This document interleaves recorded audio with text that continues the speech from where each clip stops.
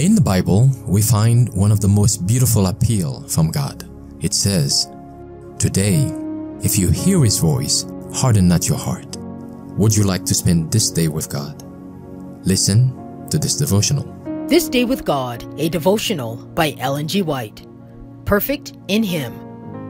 Be ye therefore perfect, even as your Father, which is in heaven, is perfect. Matthew 5, verse 48. God requires moral perfection in all. Those who have been given light and opportunities should, as God's stewards, aim for perfection, and never lower the standard of righteousness to accommodate inherited and cultivated tendencies to wrong. Christ took upon Him our human nature and lived our life to show us that we may be like Him by partaking of the divine nature. We may be holy as Christ was holy in human nature. Why then are there so many disagreeable characters in the world? It is because they do not suspect that their disagreeable ways and rough, impolite speech is a result of an unholy heart. It is the fragrance of our love to our fellow men that reveals our love for God. It is patience in service that brings rest to the soul.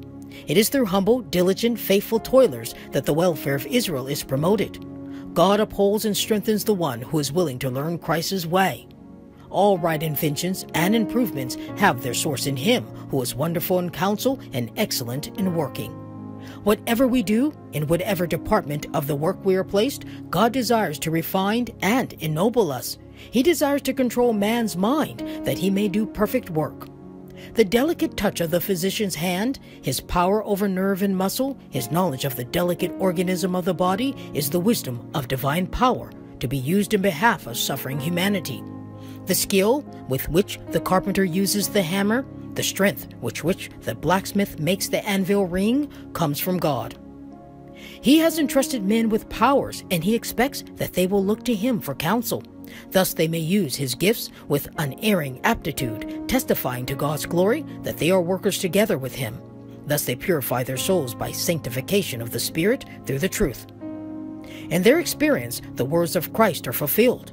The pure in heart shall see God. All should feel that they are working to one great end. The work in every department is God's, and those who do that work with exactness, without blunder, represent God's perfection.